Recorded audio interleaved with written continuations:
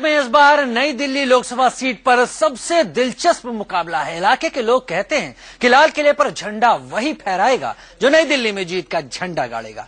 कांग्रेस के लिए सीट नाक की लड़ाई है। बीजेपी किसी भी कीमत पर नई दिल्ली को जीत लेना चाहती है और केजरीवाल एक खोजी पत्रकार के भरोसे नई दिल्ली जीतने का सपना देख रहे हैं।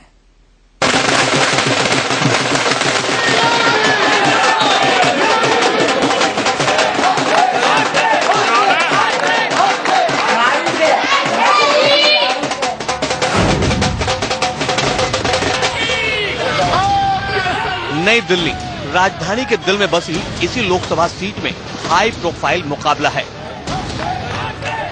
कांग्रेस से मौजूदा सांसद अजय माकन दावेदार हैं। माकन को बीजेपी की मीनाक्षी लेखी चुनौती दे रही हैं। आम आदमी पार्टी ने खोजी पत्रकार आशीष खेतान को अपना उम्मीदवार बनाया है। अजय माकन हैट्रिक लगाने के लिए दिन रात एक किए हुए हैं।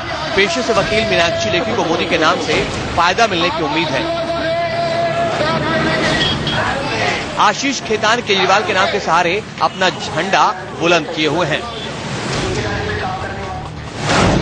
नई दिल्ली लोकसभा क्षेत्र में कुल 10 विधानसभा सीटें हैं। मोती नगर, राजेंद्र नगर, पटेल नगर, करोल बाग, नई दिल्ली, दिल्ली कैंट, आरके पुरम, मालवीय नगर, ग्रेटर कैलाश, कस्तूरबा नगर। यहाँ की 10 में से 7 विधानसभा सीटों पर आम आदमी पार्टी का कब्जा है। बीजेपी के खाते में 3 सीटें हैं। विधानसभा चुनाव में कांग्रेस को एक भी सीट नहीं मिली थी। इस लिहाज से आम आदमी पार्टी सबसे आगे दिखती है। नई दिल्ली लोकसभा सीट के वोटर पूरी तरह शहरी मिजाज के हैं। सबसे ज्यादा सरकारी कर्मचारी इस इलाके में रहते हैं। पिछले विधानसभा चुनाव में सरकारी कर्मचारियों पर केजरीवाल का जादू चला, लेकिन केजरीवाल जिम्मेदारी छोड़कर भाग गए। ऐसे में सबसे बड़ा सवाल है कि आम आदमी पार्टी का जादू दोबारा काम कर पाएगा।